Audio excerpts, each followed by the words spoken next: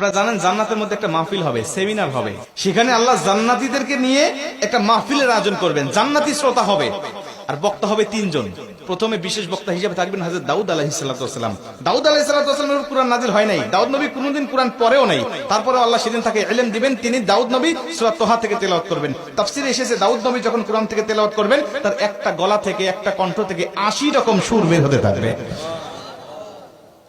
জান্নাতীরা দাউদ নবীর কণ্ঠে তেলাওয়াত শুনে তো পাগল, বলবে আল্লাহ কি তেলাওয়াত শুনতেছি, আমরা তেলাওয়াত শুনে শুনে জান্নাতে থাকতে চাই, আর কিচ্ছু চাই না। আল্লাহ বলবে এর থেকে কি সুমধুর তেলাওয়াত শুনতে চাও না? জান্নাতীরা বলবে আল্লাহ এর থেকে সুমধুর তেলাওয়াত হতে পারে, আমাদের আর বিশ্বাস হয় না। আল্লাহ বলবে কেন বিশ্বাস হয় না?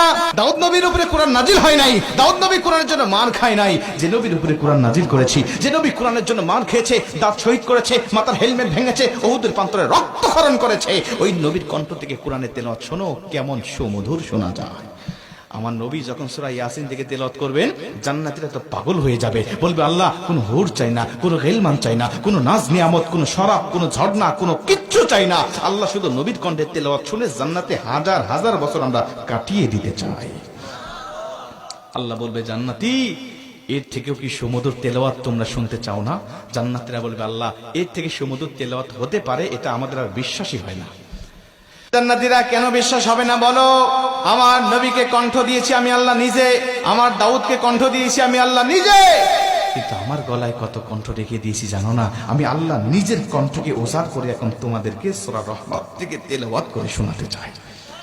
আমার আল্লাহ সেদিন টান দিবেন সূরা রহমান থেকে, আর রহমান বলবেন না, তিনি আনার রহমান বলে টান দিবেন। আমি রহমান, যে রহমানের কথা দুনিয়াতে তোমরা শুনেছো, যে রহমানের ভয়ে দুনিয়াতে পাপ থেকে বিরত ছিলে, যে রহমানের ভয়ে তাহাজ্জুদের ওয়াক্তে দাঁড়িয়ে চোখের পানি বিসর্জন দিয়ে নামাজ আদায় করেছো, যে রহমানের ভয়ে সারাটা দিন রোজা রেখেছো, যে রহমানের ভয়ে তোমরা সত্যের পক্ষে চলেছো, ওই রহমান